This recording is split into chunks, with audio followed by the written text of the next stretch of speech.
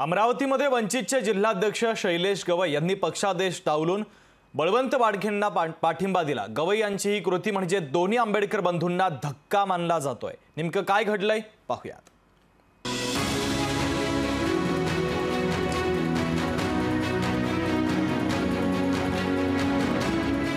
अमरावतीमध्ये वंचित विरुद्ध आनंदराज आंबेडकरांच्या वादाचा दुसरा अध्याय सुरू झालाय। उमेदवारी जाहीर केल्यानंतर झालेल्या महानाराजी नाट्यानंतर आता पुन्हा स्थानिक वंचित आणि आनंदराज आंबेडकरांचं वाजलंय।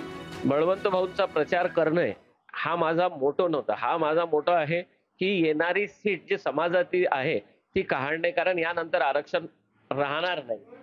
म्हणून आमच्या सोबत किती तालुका अध्यक्ष आहे तो काळच दाखवणार आहे आणि समाजही दाखवणार आहे की आमचे किती लोक वंचित मधले डायरेक्टली आणि इनडायरेक्टली बळवंत भाऊंचा प्रचार करेल।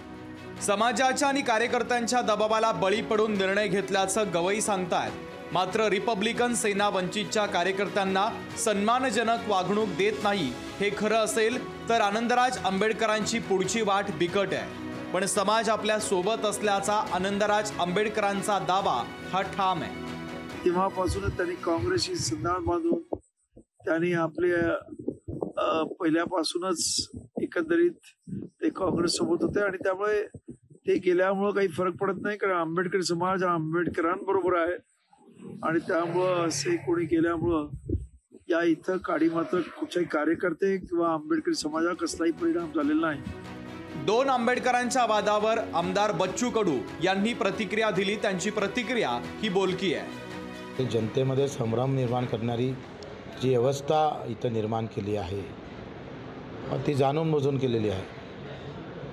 आणि त्याचा फटका जाणीवपूर्वक बळवंत वानखेच्या उमेदवारीला पळावं याच्यासाठी काही राजकीय लोकांनी जो प्रयत्न केला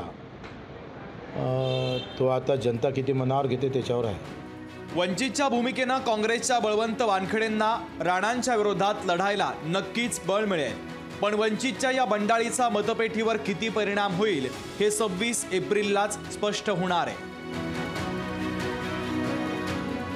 सूरज दहाट, लोकशाही मराठी, अमरावती। लोकशाही मराठी ऐका, पहा, जागरूक रहा।